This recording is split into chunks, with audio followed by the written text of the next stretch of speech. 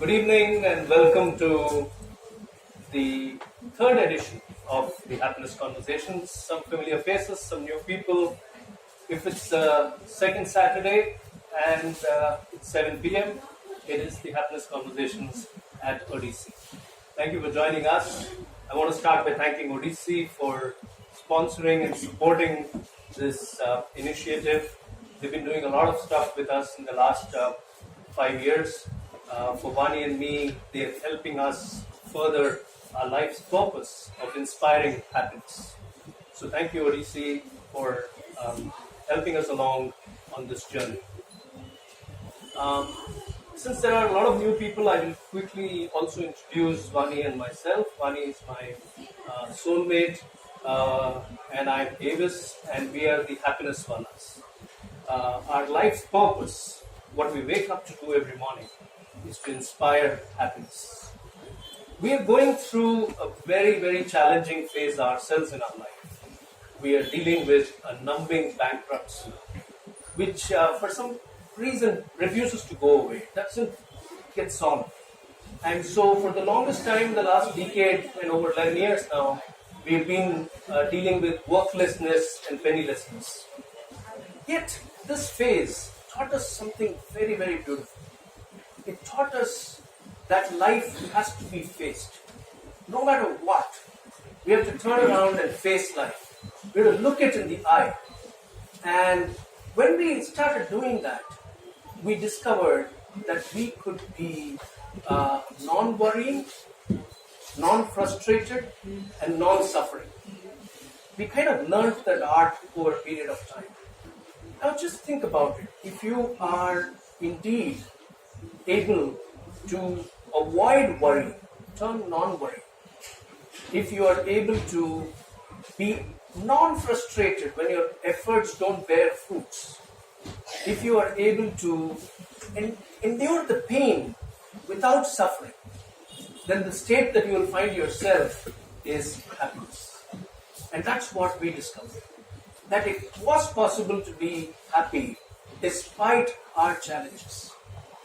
That is when in 2014 I wrote my book, Fall Like a Rose Petal, which is something that opened a whole new world for us.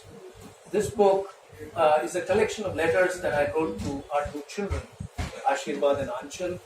And this book talks about how we can learn to be happy and content while living without money. That opportunity of coming out and sharing with people changed our life forever.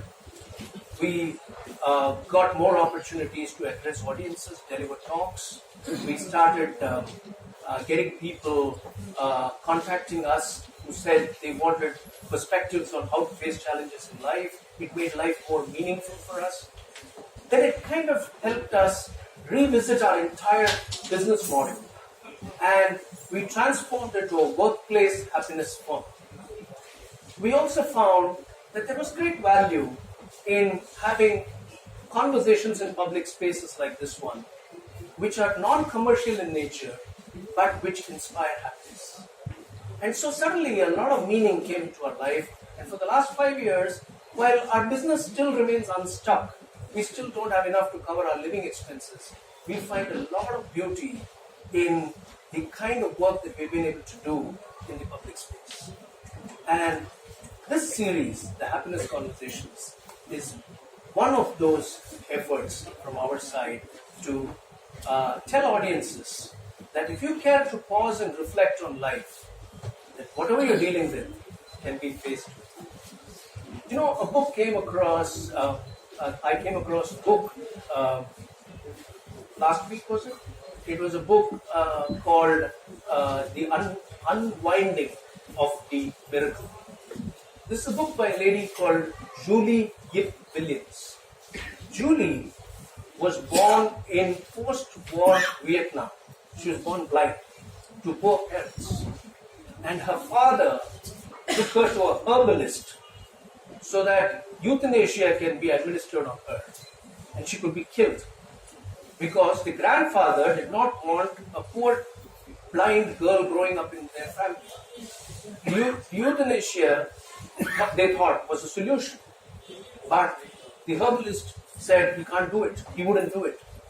The family escaped from Vietnam in a leaky boat. They almost drowned and everyone survived. So Julie didn't die. She didn't die because of her blindness. She didn't die because the herbalist was called in to administer euthanasia. She survived a leaky boat ride out of Vietnam. And where does she land? She lands in the United States. She lands in the United States. A few years later, she goes on to get her eyes treated when she was an adolescent, and partially her vision is restored. She goes on to Harvard Law School and graduates in law and works at a law firm doing mergers and acquisitions. Meets her husband, Josh. They have 2 beautiful children.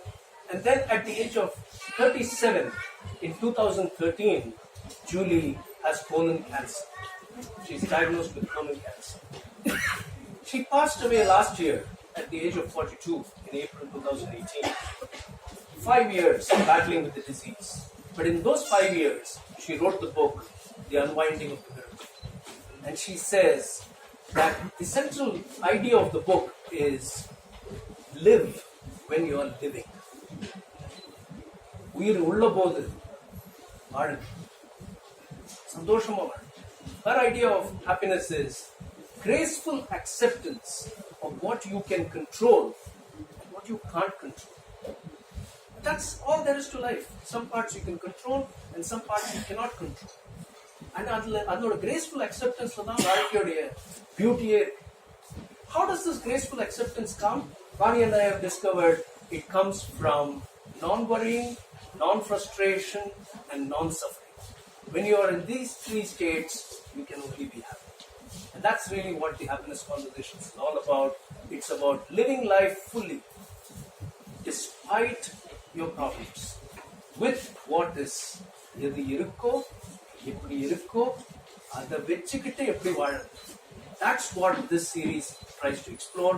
And we have 2 beautiful, wonderful ladies joining us this evening.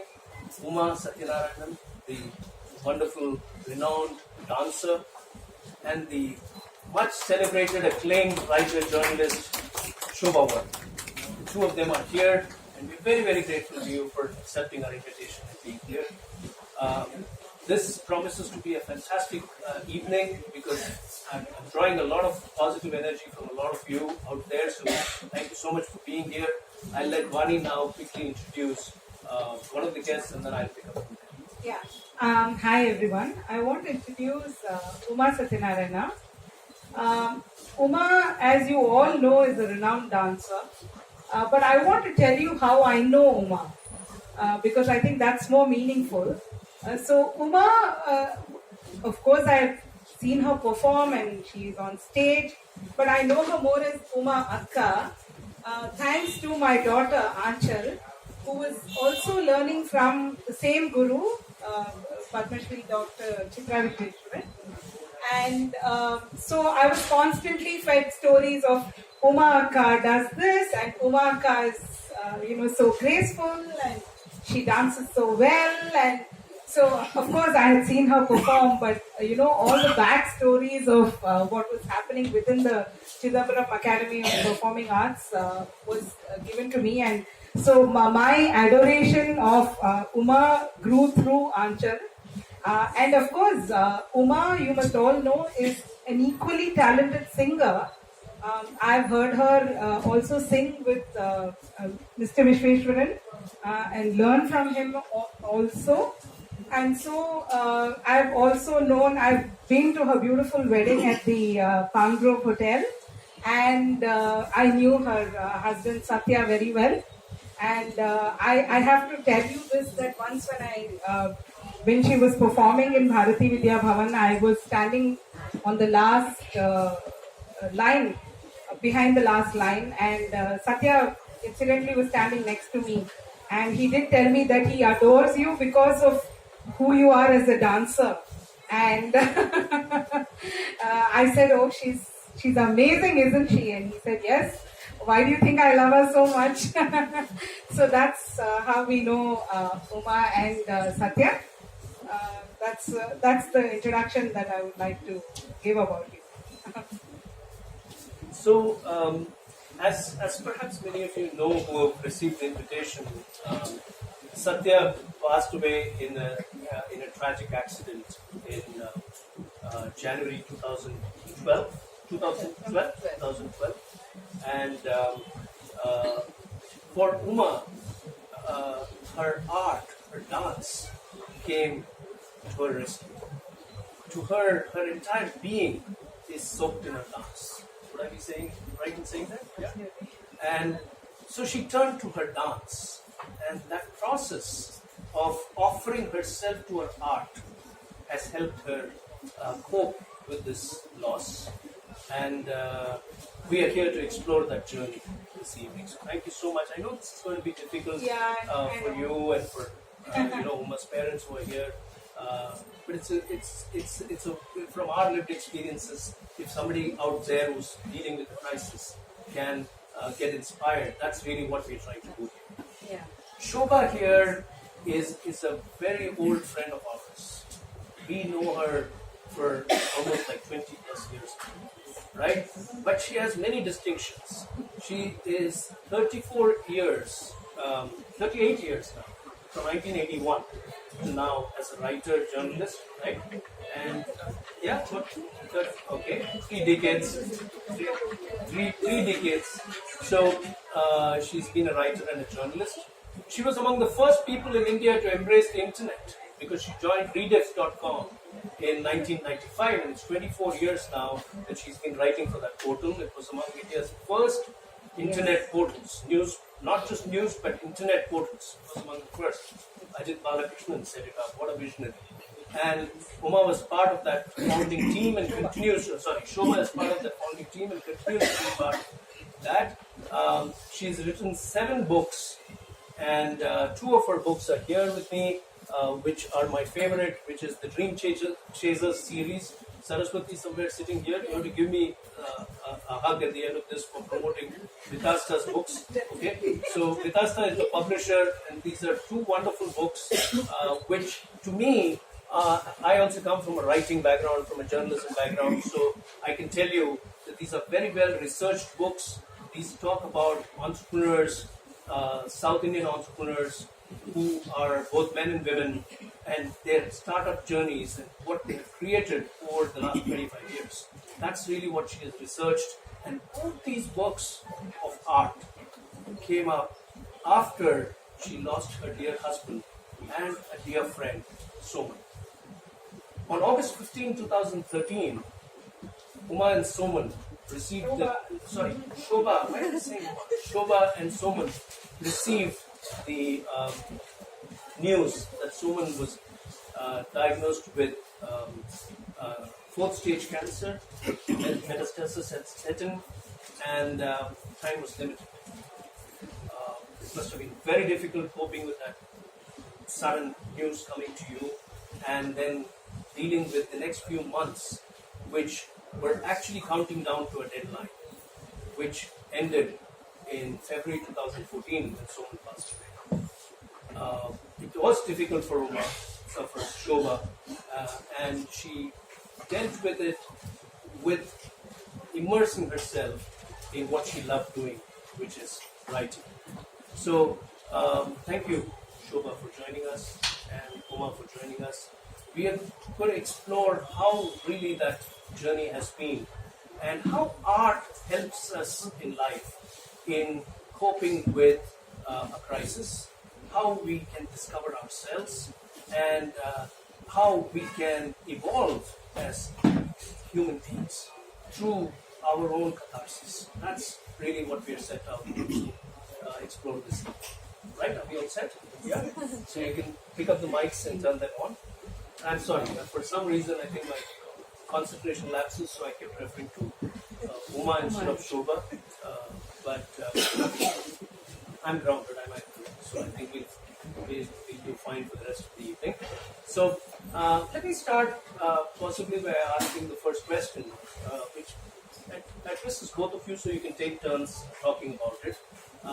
So the first question really is, Uma, for you it happened in 2012, so it's 7 years already.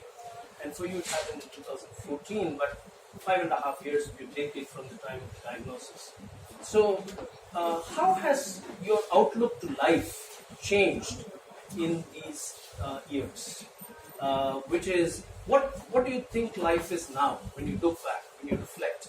How do you understand what life is differently from what you perhaps thought it was?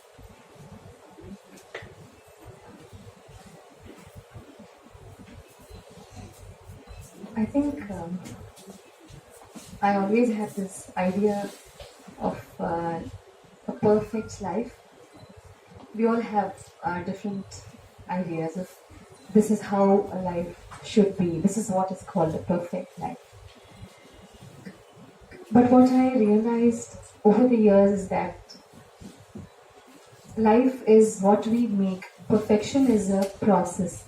So there's nothing, if we think this is what is perfect and we don't reach there, that's when we really suffer a lot.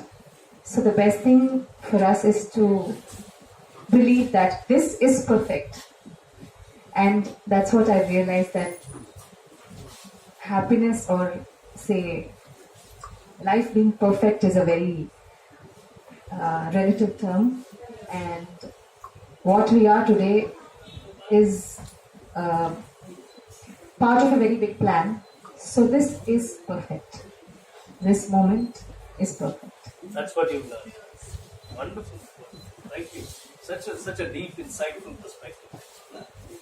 It's a new journey, I feel, because I got married as a teenager, that is a 19-year-old. So after studies, I literally grew up with Soman. It was like that. So for the first time, actually, now I'm alone as an adult, my life. So it's a new journey for me. I'm trying to understand myself, life also, doing so many things which I have not done earlier, because I hate going to the bank. Because he was a banker, I never entered a bank. And finance also was something I really never liked. So for the first time in my life, I had to start looking at numbers and going to the bank. So it's a totally different journey for me, a new journey. I'm understanding the life, new life. Very, very powerful there again. I mean, can you imagine, we all cope with change so badly, all of us. And for somebody well past her 50s when this happened, 53, you were 53 when this happened, for you to say that it's a new journey and I'm beginning to pick up the threads of it with acceptance. That's what I'm hearing you say. You must have struggled with it, but very much, yeah, a lot of struggle, especially doing the things outside, and it's a lonely journey for me. Right. Because till then I had a partner, and for the first time in my life, I'm at home, all alone. I have to think what I have to do next. So many things, especially when you lose your husband, you have to do a lot of things. A lot of the name changes, those going to offices, those things were, I don't know whether that was more difficult or adjusting myself to this new journey, which ekla chalo re. Ekla chalo. So that's her experience, and Uma's is equally powerful. This experience of this is it. This is the perfect moment. There is no perfection outside of this.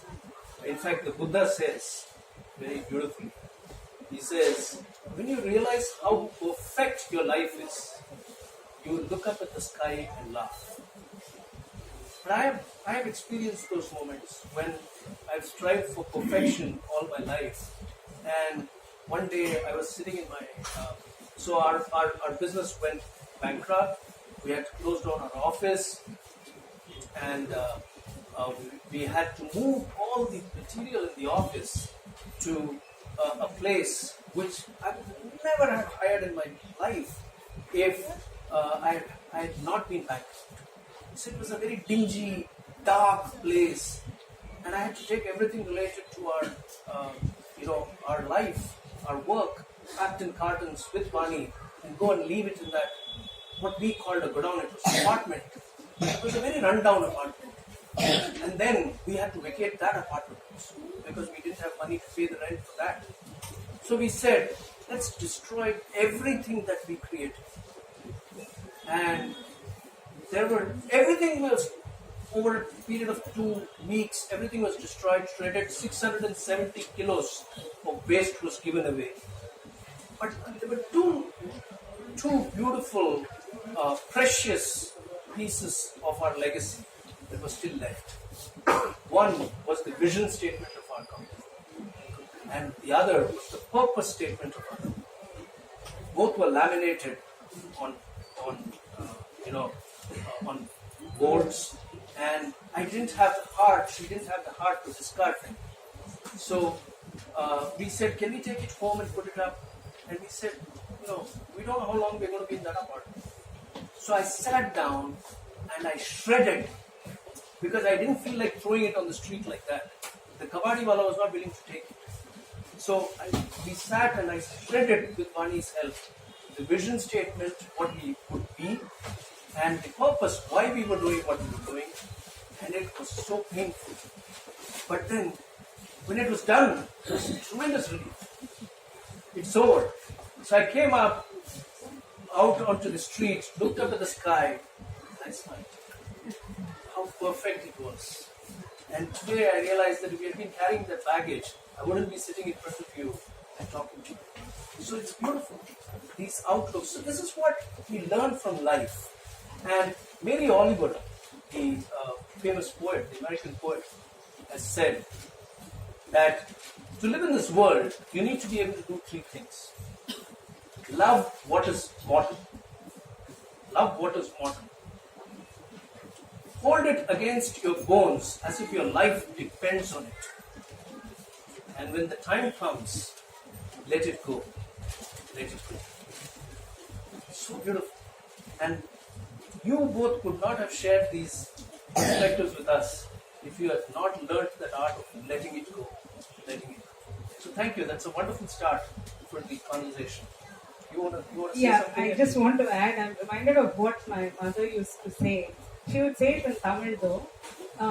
She used to say that, gold, is put through fire, but it shines brighter when it comes out of the fire. So at the end of the day, when you look at the fire and you think, oh my God, this is going to scar me, but in the process, you become better. You become a better human being than what you were. And when you realize that this is what was meant for you, then you realize how perfect your life is. So, it may not be what it was, and it can never be, but you realize that it's who you are now. And then that's when you start believing that things are actually perfect. So I completely agree with your view, both your views, Uma and Shobha. My other question to Uma was about Sathya. I wanted to ask you, how did you meet Sathya? What was your, tell us something about your life with Sathya. And also, what was your biggest learning from that life together or from him? Okay, so basically we met through this website, jeevansathi.com. Oh! Yeah. And I think my parents were looking at some options, and then we said, okay, why don't you look at these few options? So. And then we exchanged emails, and then we decided to meet. We met a couple of times, and then it seemed like we were on similar pages in some ways. And then we decided maybe we should take it forward, and then we told our parents about it, and pretty much it was smooth. And I think what I learned probably in those few years, we were married for 6 years.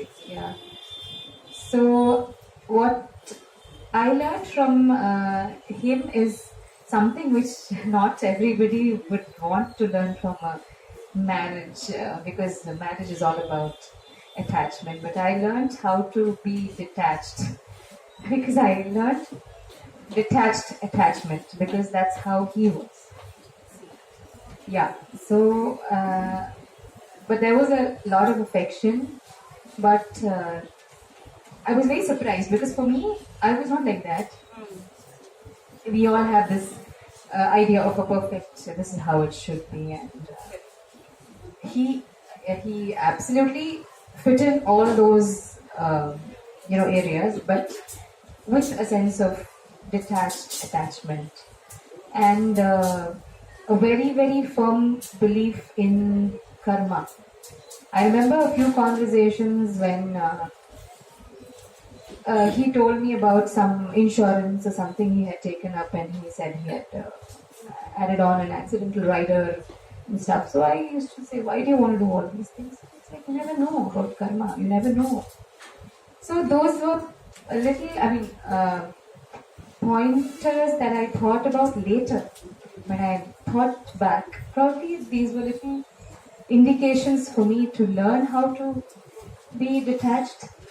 And pretty much. So I think that is one big learning, and also how to be in this state of happiness. That's something I learned. Though I have not yet reached there, it's a process. I'll be trying to get there, but that is something I think learned from that journey of mine. It's amazing, beautiful. And I think the thing about detached attachment is so perfect, because I think that thought process must have come back to you many times later on. Coming to think of what you spoke about, and coming back. It's sometimes it feels like probably it was a preparation. Correct. It was like a precursor, and yeah. So, and I think it was during that period I also chanced upon this book by Dr. Vaani AVIS, Right. Many Masters and Many Lives. So that also, it was, we used to sit and read it together, and but that really helped me a lot. Because what was written in that, we used to discuss a lot. Never did I think that would be actually a kind of a helpful tool for me to handle what was to come. Amazing, isn't it?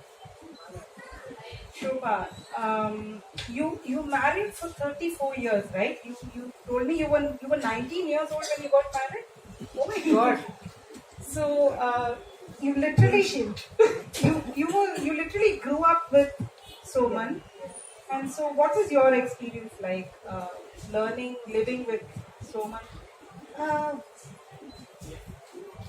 Living with him, it was actually, he was more of a friend to me than a husband actually. We used to talk about all sorts of things, from books to music to philosophy to Sartre to everything. Till initial years I can say that we used to talk till 1 o'clock, 2 o'clock. You may wonder what is these two people who have been living together have to talk. Just all sorts of things about life, so many things actually we were talking. And then we used to make black coffee at night and then have black coffee, and then who's going to make black coffee. So one person will go and make the black coffee, we'll talk till 1 o'clock, 2 o'clock, sometimes even 3 o'clock. That is how actually we understood each other, learned about the other person, because we didn't know each other before. But somehow it turned out that we became very good friends. He was more than my husband, he was my friend actually. What she said, that detached, Soman was that kind of a person. He was detached from everything. I'm not that kind of a person, but he was detached from, sometimes I used to get really angry for him being so detached about everything. He has no ambitions, he has no likes, no dislikes, nothing. Narayanan. That was how he was. No, I didn't learn that. I am attached to, but he was attached to me. In fact, he used to, I don't know, I am also not like that. He used to love me more than he loved himself. Generally, we love ourselves and only the next person. But for him, it was sometimes that used to make me angry because you shouldn't be loving me that much. I used to say that you have to love yourself. But not even our son, because he always used to say that Acha loves only Amma. Only after that, other people. Yeah, this whole thing about conversations, I just want to pick up. I think it's very important, to have conversations among, your spouse, with your spouse. This is something that Avis and I always have told people also. Not only have we practiced it, but we also tell others who come to us that please talk to each other. There's no better way of understanding and relating to another person other than through a conversation. So, I can totally We relate have to enjoy the conversation. Exactly. not screaming at each other. That's true. That's true. Just listening to Uma and Shobha speak, my mind goes to a very famous line from a famous song, from a famous film that we all have loved. The song is by Lata Ji, if I'm right. The movie is Chichor. Sorry, not Chichor, Choti Si Baat. And it is set to music by Salil Chaudhary. The lyrics are by Yogesh. I can't sing for nuts, so I'm just going to say the line. Yeah, I can just say the line for you, which is न जाने क्यों होता है जिंदगी के साथ अचानक ये मन किसी के जाने के बाद करे फिर उसकी याद छोटी छोटी सी बात. Why does it happen in life? This mind brings back memories of the smallest detail of somebody when the person is not around. And it's so fresh in the two of you. It's so amazing. That is what Osho also said. There is a falling in love and there is a loving. Those who fall in love, they fall out of love. But those who are loving, stay loving. That is what I'm getting to pick up from Like your Dil Bhara Nahi. Dil bhara nahi, abhi na jao chhodkar. Dil abhi bhara nahi. Very, very, very, very powerful memories, detached attachment, and loving someone else more than yourself are very powerful qualities. And I'm sure from what Uma was saying, I'm sure all of you were able to connect. We've heard this before, that life gives us signs. Nothing happens like that. There is a sign somewhere that comes. But life also prepares us for facing the situation. We may not know it at that time. And it's always in hindsight that we see that we were perhaps prepared, but we didn't expect it. And so it was dramatic when it happened. So my question is to both of you, again it's a common question and you can take turns answering. Or maybe it's not so similar, but maybe it is. How did you deal with the immediacy of the shock? What was your mechanism? Was there a support system, your parents, friends, family? Who did you lean on for that support? In your case, Uma, it was like boom. It was like overnight. And in your case, you were counting down, and there was a deadline. It must have been more traumatic in that sense. So, what was your experience, and what was your experience dealing with the immediacy of the shock?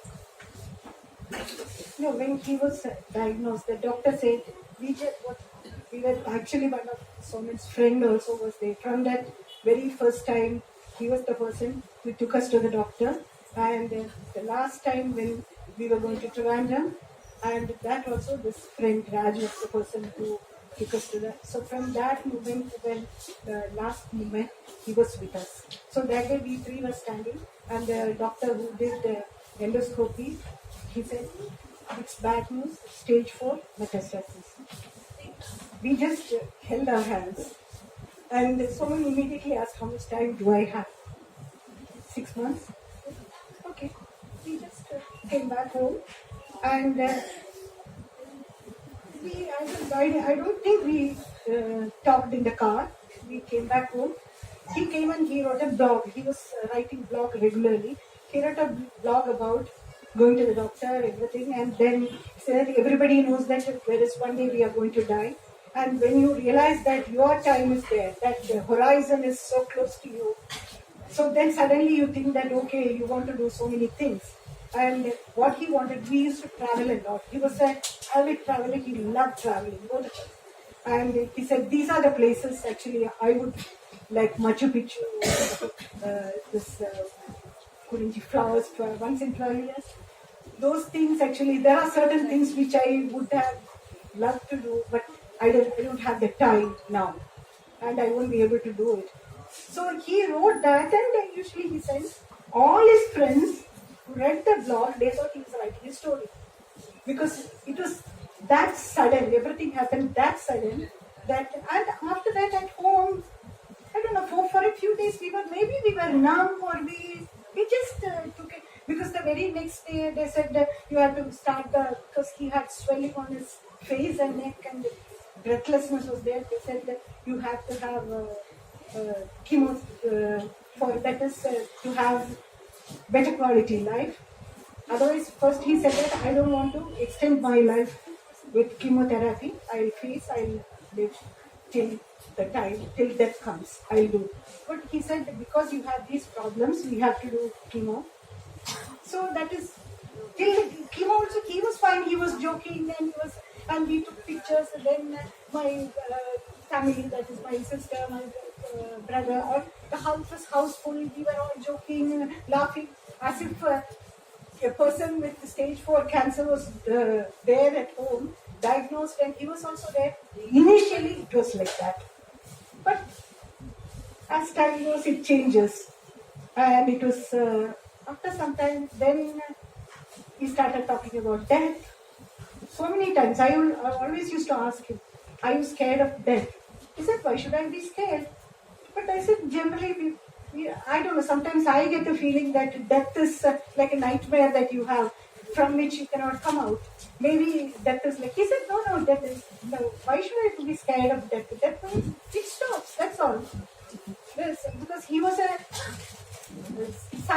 scientist, so he believed in that, and he says, that's all, so what? But that initially, then later on, cancer, dealing with cancer is really, really difficult. And as a caregiver, again, I had a real tough time dealing with that. I was working in the sense, working because I want something to take my mind off cancer. Because initially it was all fine. After 1, 2, 3 cancer, it was his health was also deteriorating, and he was just sitting at the bed and reading. And always joking also. That as usual, he always had a huge number of jokes which he repeated several times. So I always used to tell him, this is the 25th time you are telling me. So at that time, actually, even then when he said till the 26th or 27th time, I said, yes, this is some new joke before you go. You have to tell me. And then I had difficulty. That was when Rangaji came to counsel Soman, but he refused. He didn't even speak to her. So finally it was me she was counseling, because I had all this, I don't know what it was. It was very, very difficult. So there is a painful practicality that I'm seeing. There is a practical element of facing death head on. So joking about it and taking it in this stride, but there is a painful element of dealing with the disease and the thought of letting go somebody that has been with you. So there is a painful practicality. It was not letting go was not the difficult part. For me and for Soman also, undergoing cancer, that was the most difficult part. Actually I was willing to. I was praying to God to give him moksha. That is, let him not suffer. I don't want him to suffer. That was what was in my mind. Painful practicality, very powerfully expressed. Your experience. Yeah, so for me, obviously, it was completely unexpected.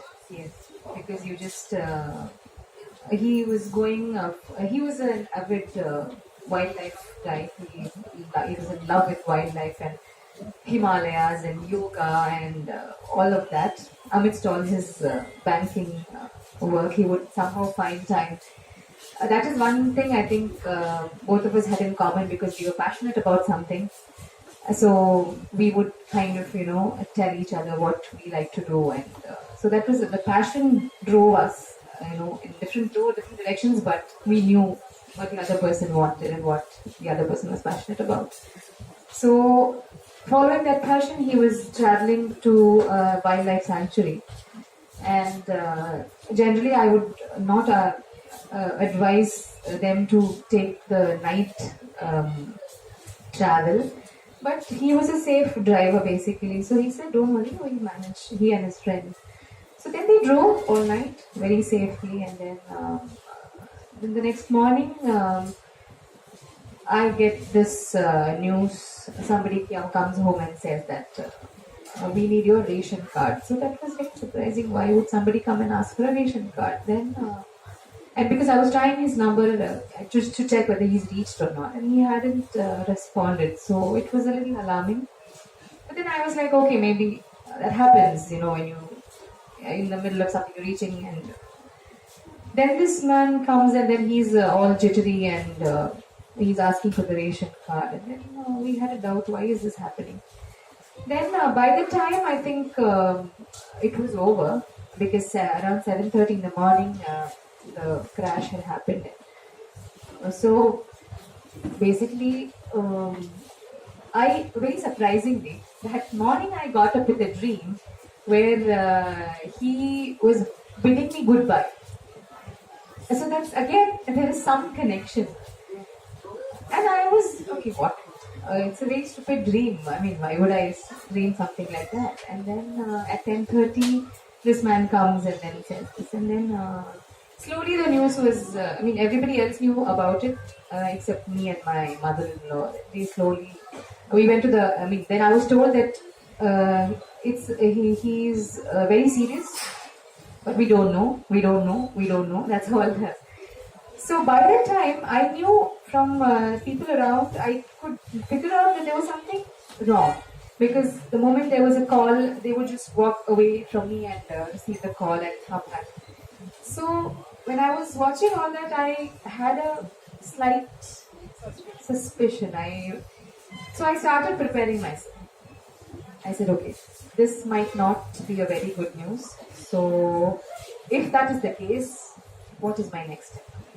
That was my thought. Actually, I was standing in the airport, and when I was seeing what was happening, the thought that was going in my mind was, okay, if this is what is the news, what about Sahasra? What is next? My daughter.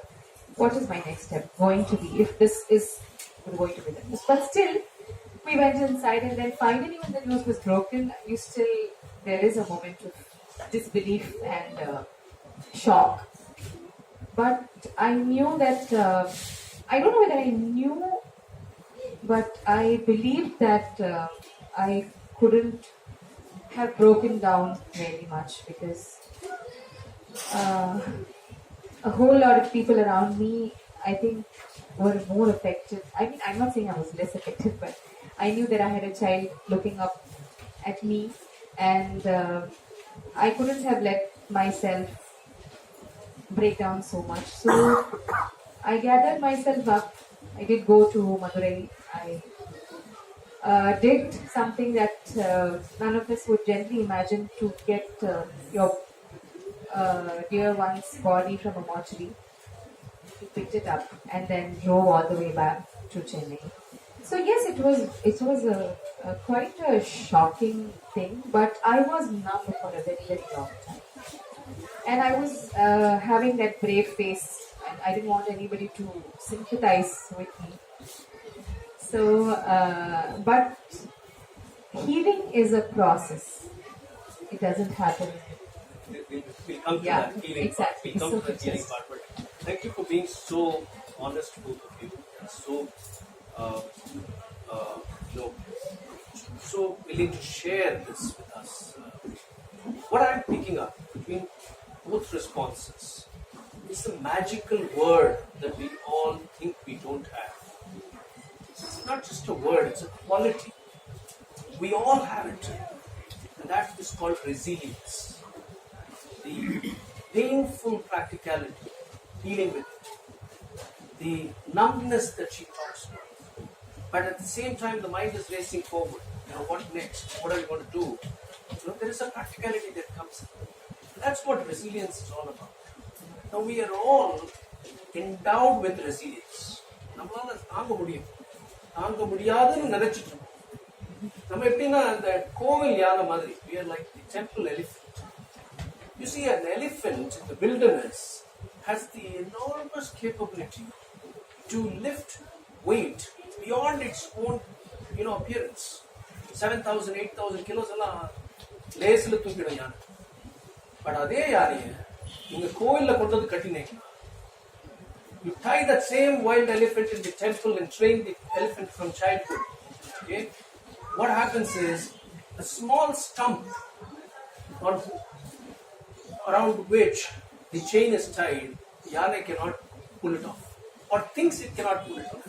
Our comforts, our belief systems, our social standing, our family support systems, இதெல்லாம் நம்மள வந்து puts us in a cocoon and makes us believe that நம்மளால தாங்க முடியாது. அதனால தான் பயம் வரும், insecurity.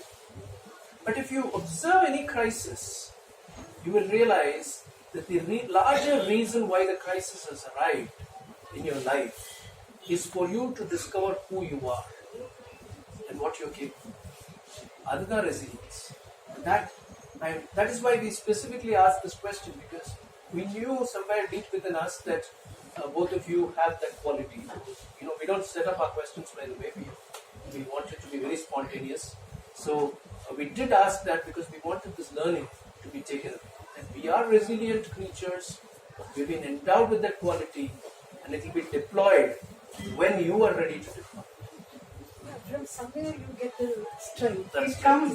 Because I was one person who was so scared of hospitals. Every time I had to visit somebody, I used to faint. That kind of a person was I. And I was taking my husband there, running around without fainting, not even once. Such a strong person. I don't know from where I got the strength. I had to do it. I did it. That is amazing, isn't it? Avis always gives this example about resilience. We talk about it like how the mobile phones, all mobile phones, smartphones these days come with Bluetooth. Okay, you don't necessarily have to get something from outside. It's there in your phone. All you have to do is switch it on and it works. So, the crisis actually does that for you. It turns your resilience switch on. And then you realize, oh, I actually have it. So, that's what happens. But actually, taking off from what you were saying, Uma, about healing, I definitely, Avis and I believe that a lot of your healing and Shobha's healing has come about through your own art. It's not just something that we think. We know that it has been proven that art heals people. In fact, our own daughter is training to be a dance and movement therapist. And there's a huge connection between the body, mind, and the soul. So, when you went through a cathartic experience, how did you when you returned to your dance? I'm not saying you were away from your dance, but when you came back after a painful experience, how was your relationship with your art? Who prodded you to come back and immerse yourself in your art? That's one. And secondly, did pain play a role in that? Did it feel different when you came back to dancing and singing? Actually, to be very frank, after this happened, there was a time, there was a period of time when I didn't want to do anything. I think we all go through that. And because probably thinking back now, maybe I was scared to express, because for us, art is about expression. So probably I was fearful of expressing whatever I feel, because I was trying to keep a brave face. So for a very long time, I didn't want to dance. I just wanted to be, I didn't want any pleasures. And you see, when you look at when you say life is full of ups and downs, I had just finished a very, very quote unquote successful performance at the Madras Music Academy just a week before this happened. And after this happened, 2 days after this happened, I got a brilliant review in Friday Review about my performance. So there you actually wonder, what does this really mean? Because on one side you are handling the death of somebody so dear to you, and then the other side, your art, which you really love, is kind of giving you, showing you indications that you should go on. But then at that point, you don't take it like that. You just feel, what is all this about? So I did have these moments of not wanting to come back to dance for some time. I didn't want to express. But then I realized, I should say my family, my parents, everyone, they just let me be. They said, you do whatever you want to. That is one way of, helping you heal. The other way was my guru, Chitra Vishweshwaran, she kept pushing me. She said, you should come back to work. Throw yourself into work. That will help you. So I took a combination of both. Sometimes I just didn't want to do anything. Sometimes I said, okay, let me try something. And I realized that where dance is concerned, when we think dance is all about expression, I think it's also a lot about control. Because there you are expressing something on, when your performance is just one aspect of the art, but when you're performing, you are actually expressing something, but at the background, there is something else going on. So you learn through art, you not only learn expression, but you learn constraint and control. And then I got an opportunity to present something with a friend, dear friend Lakshmi Sathya. So we were given, I think the art fraternity was very kind. They all wanted me to come back into dancing because they had just seen me perform well, or whatever you may call it. They really felt, and so they came up with a performance where I was coupled with a friend of mine, dancer friend, and we both were working towards it. And I think that was a very good period because I was spending the time working on something new at the same time along with somebody. So it was not like a singular journey. It was, so that slowly helped me. There were moments when I would break down, but at the end of it all, I think it kind of gave me the strength to look what is beyond my immediate surroundings and look beyond that in life. I think so. Art, slowly I started coming out of that cocoon, I would say, which I had created myself. We all created for ourselves. Absolutely. Yeah. So it's not created by us. We ourselves they condition our minds that, in fact I had this thought that, oh my God, now that I'm a widow, I should not be that same year I should not perform, I should not be wearing costume and come onto the stage. And then that myth was busted by my guru. He said, what do you mean by that? Dance is a celebration of life. So why would you stop that? And performance is just one aspect of it. So all those things were new for me. That's so how conditioned we are. So I think that helped me break out of that conditioning, and slowly I started coming out. Beautiful. Shobha, did you jump into writing immediately?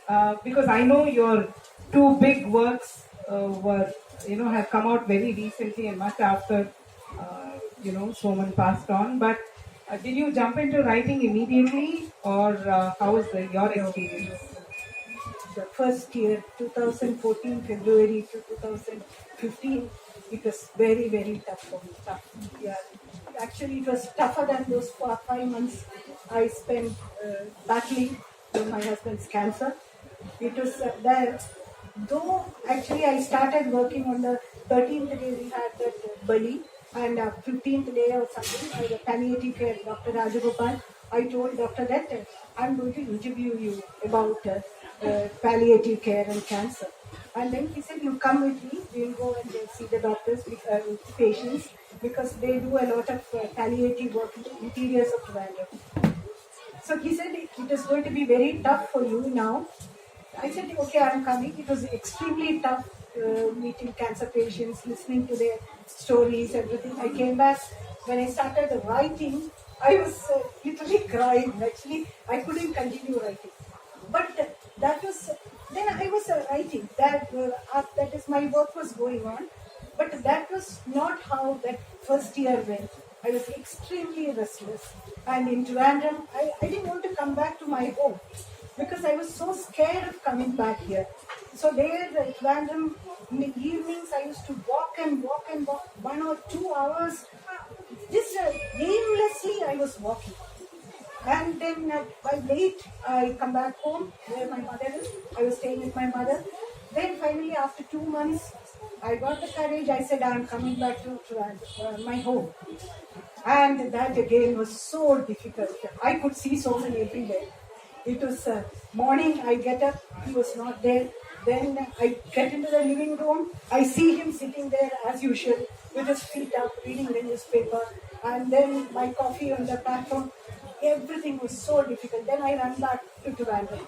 Coming back, I was so restless, I didn't know how to handle it. Because it had become, it was like I was suffocating. I was really feeling breathless. And it was like I was in a dark room. No light, no doors, no windows. And I want to get out. I couldn't get out. And sometimes I feel I'm drowning. And that was when I called Rangaji. Rangaji, I need help. I can't, on my own, I'm not able to. And she came and we spoke about, I said, these are my, I don't know. Then she said, do this, do that. And actually I had kept, after someone passed away, I kept a lot of photos of him everywhere. Though his sister, everybody said, why do you want it? Little bit. I don't know. Instead of his absence, I kept. So one picture was both of us, and we were smiling. So Rangaji just looked at the picture and asked me, do you think Soman will be happy seeing you like this? It was like she was hitting me with a hammer, and I really woke up. Yes. And then because when he was ill, I used to make him talk, because I said, you are going. I want to at least listen to your voice once in a while. So it was 1 year I used to listen to his messages, and he used to sing old Hindi songs. So he used to, in those recordings, some Hindi songs and some messages. I used to listen and cry. That's all. What he was saying, it never existed. After Rangaji asked that question, suddenly it came to me. He had sung a song, that singer song, Carpenters.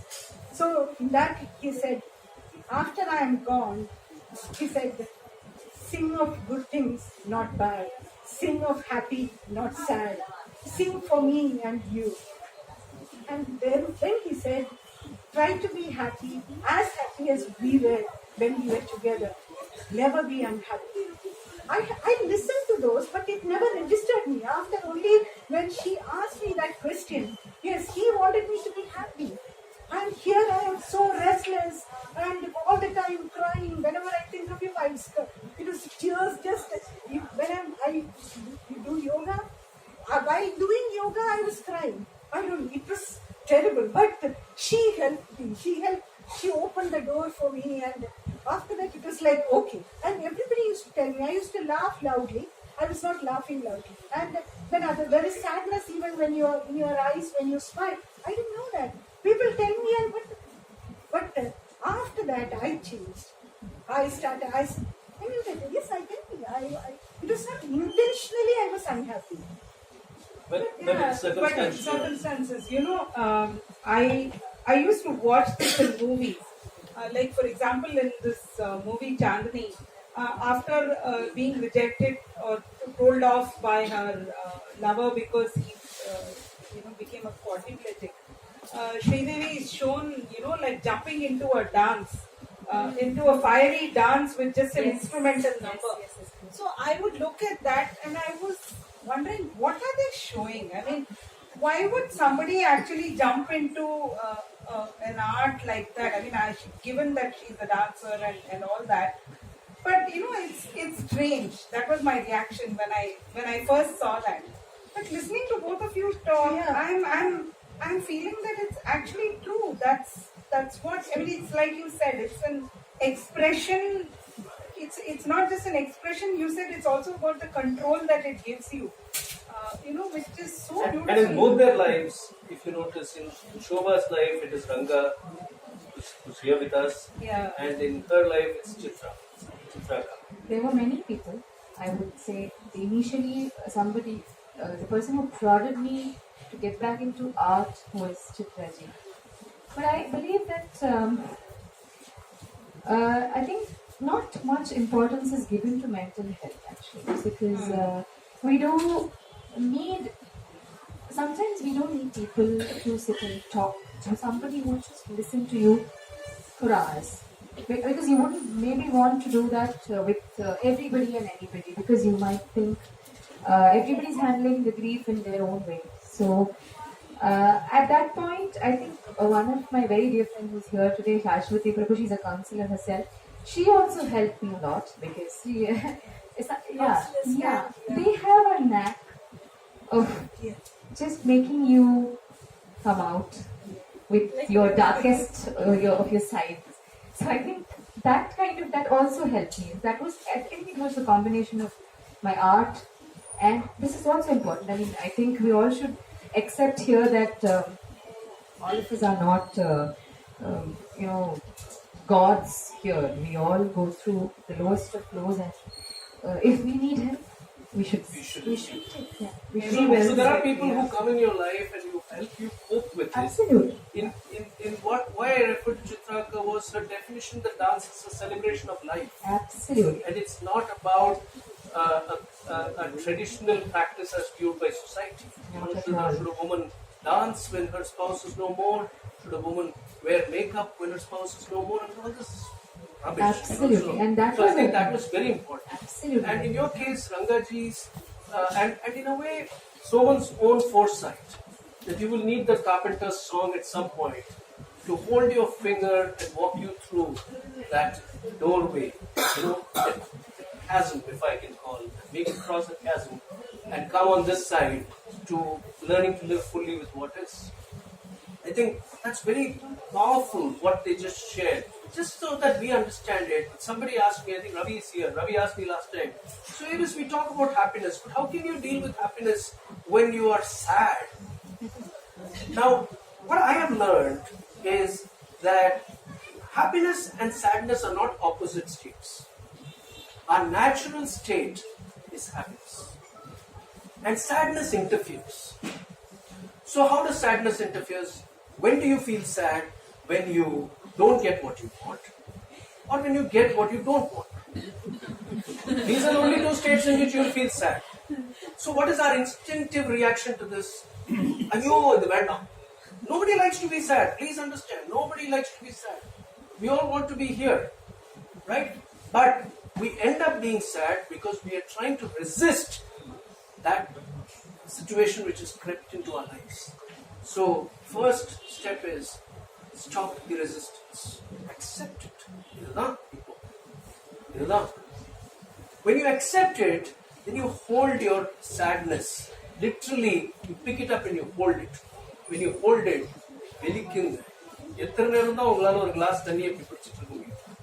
கொஞ்ச நேரம் பிடிச்சிக்கலாம், ஒரு மணி நேரம் பிடிச்சிக்கலாம், ஒரு காம்படிஷனா இருந்தானா 2 மணி நேரம் பிடிச்சிக்கலாம். அப்புறம் வெலிக்குங்க. Unless you set that sadness down, you will not bounce back to your happy state. But when you bounce back to your happy state, you will realize the futility of having been sad beyond a point. So it's not that sadness should not arise. It will arise. Look at its futility and set it down. So therefore, happiness is an intrinsically personal choice. And what art does is, it aids that process. அது எப்படி பண்ணணும்னாக்க, I'm actually, they both answered my question. So I just go through a summary from what they said. The fact that she found art as a means of expression. She found art as a means of learning control, restraint. The fact that Shobha could bring out 2 phenomenal pieces of work. This can happen only if there is immersion. What is immersion? Immersion is being soaked in the moment. Here, now. The mind is active only in the past or in the future. The mind thrives only in the past or in the future. Past na anger, grief, frustration, guilt. Future na anxiety, fear, stress, worry.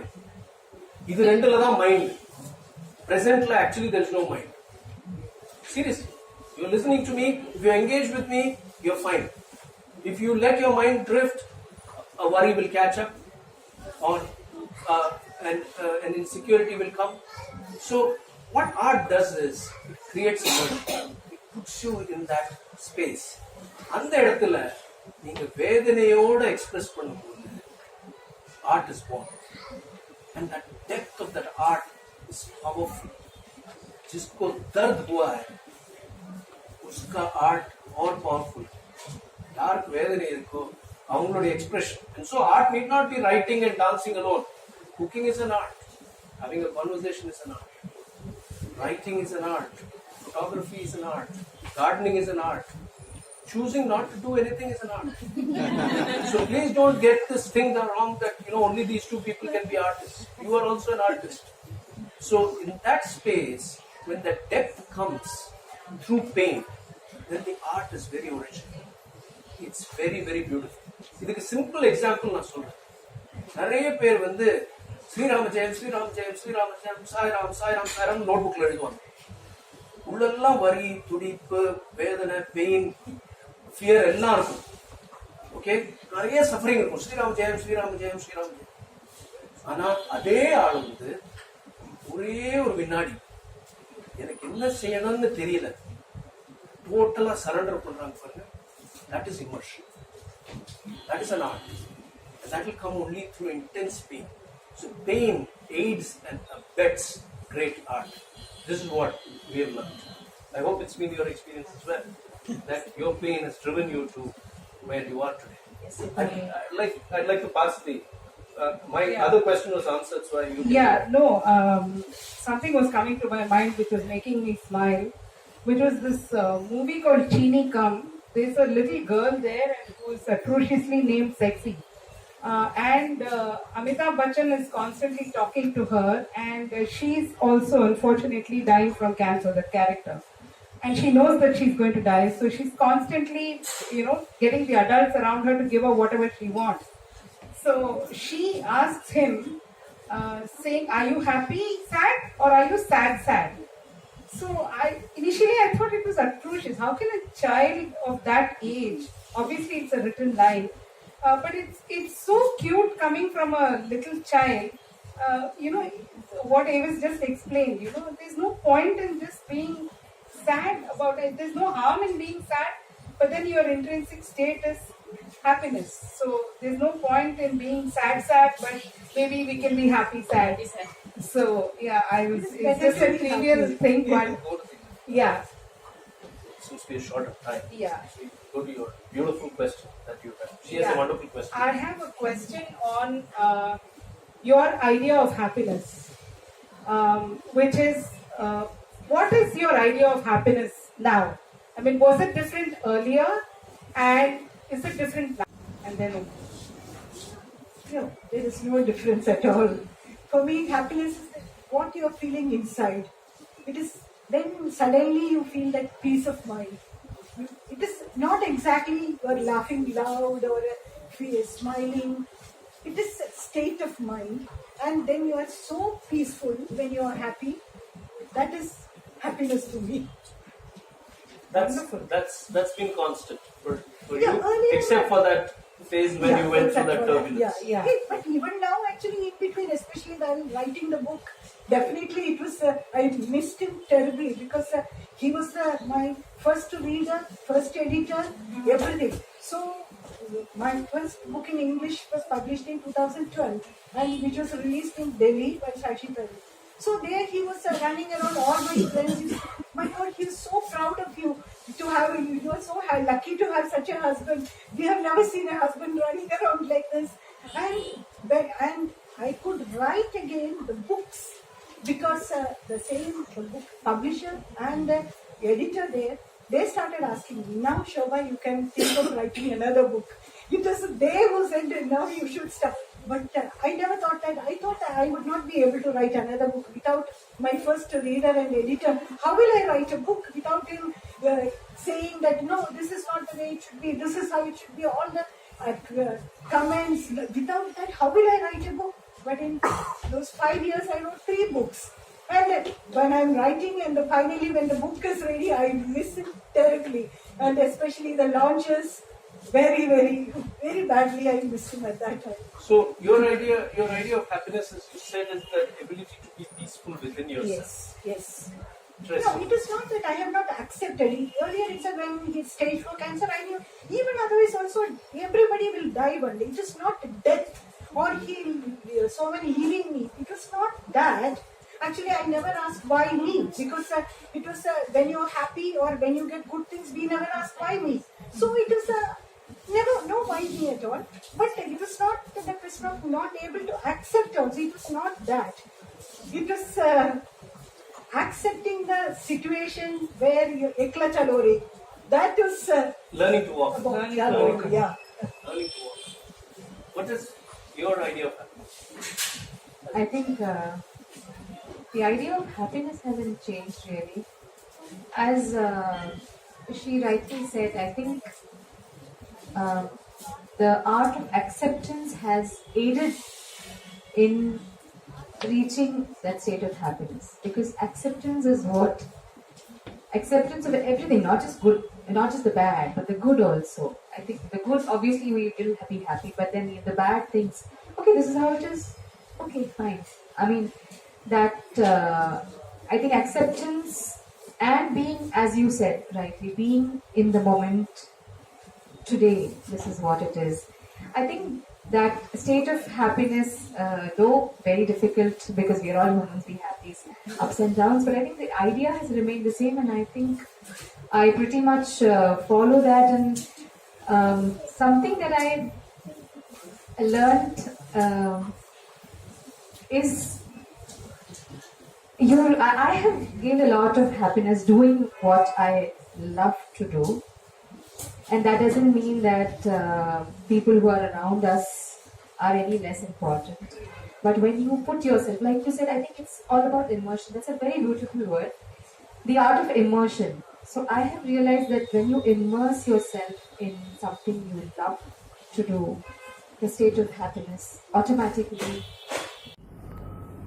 At the center of your life, your center, lies your happiness. How? Like in the epicenter of a storm, it's very calm.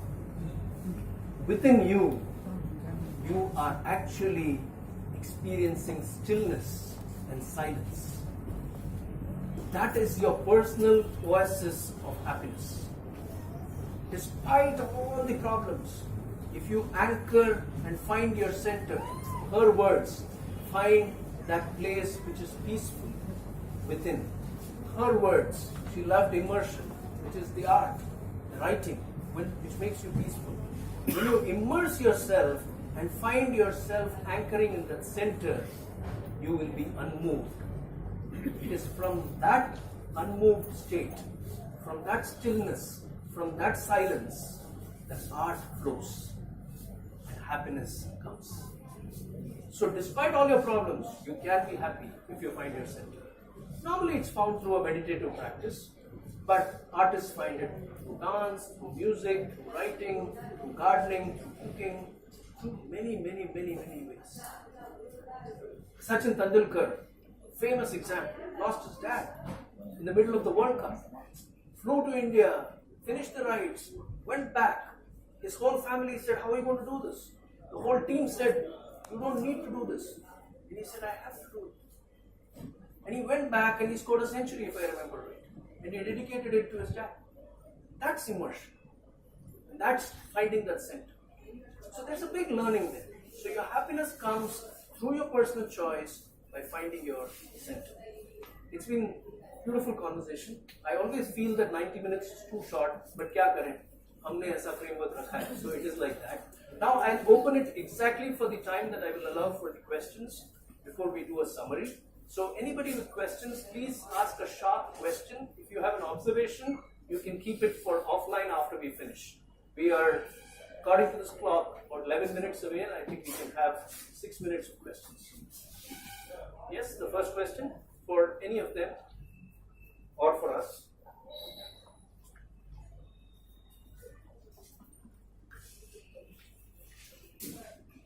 No questions? No questions? Okay, I have a question then. Okay, we'll say I'll save time. I have one question. How is it, both of you, I would like you to answer this. How is it to be a single person? Okay, in your, first as a parent, in your family, and in society. I mean, being single, people look at you differently. Is that true? Does it affect your equilibrium? No, it is not single. It is a woman with no husband. Even today, Indian society, especially here, okay, it is more than in Kerala. Here, people treat you differently. I have had very bad experiences. It shocked me, which my mother never had to face, because somebody was inviting all the people in our apartment for a wedding. Except me, everybody got invited for the wedding. I got invited only for the reception. I didn't understand why it's so. Then somebody said, that is because you are a widow. I don't like the word widow also. It is just that I am there, I am living. It is my existence is not because of Soman. It is so the way society treats. And the other day, myself and another friend of mine, we went to a house. While we were about to get out, that lady came with the kumkum and she gave the kumkum to the other friend whose husband is alive, and she didn't offer it to me. Why? Kumkum is, it is denied for me just because my husband is not alive. These things make me extremely angry. Extremely angry. I should be treated like any other woman. What is the difference between me and absolutely. I go with what you're saying because I follow that to date. I treat everybody the same. I don't think there's any difference between somebody having lost either a husband or a wife. They're just the same. And so what? I mean, if you've lost a parent or a child or whatever, men don't get treated men that don't way. get, but I say that it should be treated the same. But that's not the way the why society is the difference? It is. Yeah. I am still the same person. Exactly. I agree with you. What's your experience, Uma? I thankfully haven't had such strong experiences. Good. But another weird way of how I look at this is when there is a situation where some people are really very particular about some rituals, certain rituals, I just sense it, and just to respect their sentiment, I step away. I step away. No, I completely agree with what you're saying. I step away because I probably am a person who tries to minimize confrontation. Things be peaceful as they can be. So I step up. But that has not happened really very much. A couple of once or twice. Another weird explanation that I give myself being a dancer is I somewhere believe that I was a Devadasi in some of my older Janmas. So I consider myself a Nitya Sumangal. So I'm sorted. Beautiful. I think this presents an opportunity for at least those of us who are here and those who will watch the videos sometime to pause and think. Why does it need to affect the dignity of the individual? That someone that they were friends with, someone that they were living together with. I'm not even using the word husband here, or spouse here, or wife here. Yeah. It was a natural process of life. Yeah. Everybody dies. So why happens to would you want to put down somebody for that sake? One. And in her Nitya Sumangali statement, I would actually like to give it a different perspective. And I would say that be that eternal happy person and be yourself, celebrate yourself. So it's not your Sumangali-hood alone, but your entire being that Shobha is talking about. Keep celebrating and everyone else be damned. When Sumangali here, sorry, Sumangali here comes from is this. not from the married Married, or yeah. not, but something who somebody who believes in good vibes. Nitya Sumangal. Everything Right. should be good. Everything should That's be all. beautiful. Yes. Eternal beauty. That's the inner beauty that we're talking about, and that's very beautiful. You know, this has been a fantastic conversation. There's so many more explorations that could have been possible, but one thing that what we all need to understand, and I'm sure it must be running through your mind as well, and we often talk about it in the way we talk about it at dinner tables and at home or at our workplaces. We say that we talk about faith. And we talk about faith. So I want to just clarify here what our experience has been. I would have loved to talk about that, but because we are running out of time, I'm going to keep it very short. Whatever has to happen will happen. Such is life. To me, that is fate. So I don't explore fate beyond that. And whatever is yours, or whoever is yours, will be taken away from you at some point in the future.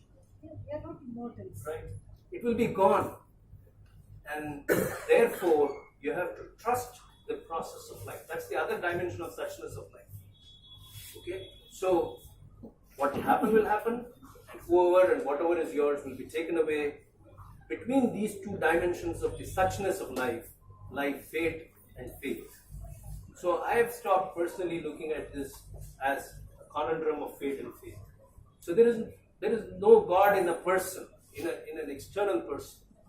There is no God person that is ruling my fate.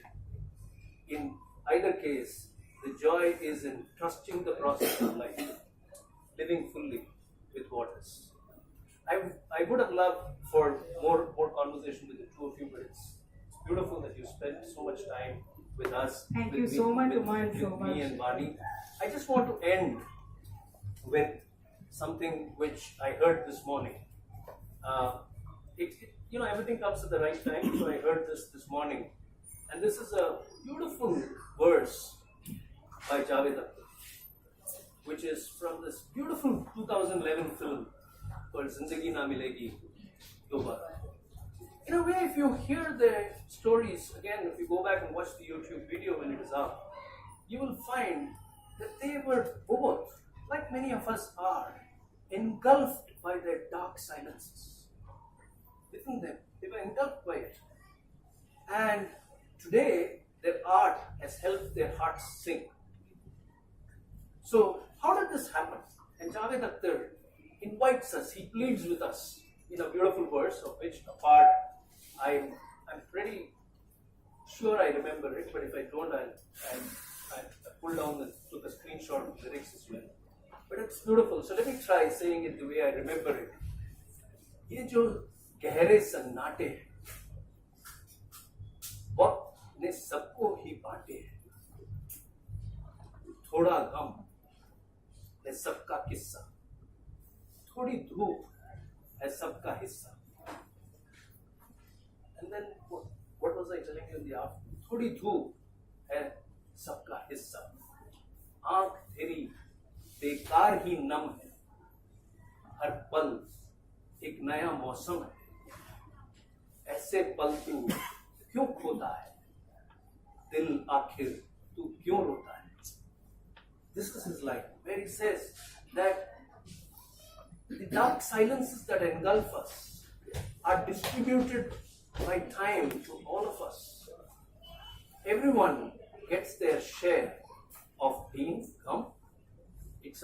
Everyone's story has got pain in it, and everyone gets their share of sunshine. Why are your eyes moist? Every moment is a new moment. Embrace that moment. Why are you losing it? Dil aakhir tu kyun rota hai? Dear heart, why do you weep? Learn to be on a song like what we heard from Uma and Shobha. But you have to deal with it yourself. A happiness conversation can only give you a perspective, but ultimately it's a personal choice. It's a personal battle, which has to be faced and which has to be forged forward with. You can't win it, so you just forge forward through acceptance, through love, through celebrating what is. That's the essence of what we had to share today with all of you.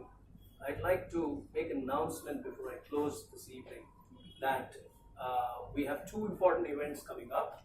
One is on the last Saturday of this month, which is the 30th of March. We have the Bliss Catchers, which is the 47th edition of Bliss Catchers, and we have a carpenter, a banker turned carpenter, Vinay, and a data scientist, SRK, Sudalai Rajkumar, not Shah Rukh Khan, but he's the SRK of data science. So we have these two gentlemen in conversation with us, and that's my conversation number 99 in my life, my public conversation number 99. And my 100th conversation is coming up in the Happiness Conversation series on the 13th of April, on the eve of Tamil New Year and Vishu. And we have two wonderful people in conversation with Vaani and me. That conversation is being positioned as the Happiness Conversation, AVIS Conversation number 100. And the guests are a couple, both of whom are HIV positive, and both of whom found love and meaning and happiness. Now, the wife Manu, contracted the virus from her ex-husband, who concealed the fact that he had full-blown AIDS. And the husband, Karthik, her present husband, Karthik, contracted the virus through a blood transfusion when he met with an accident.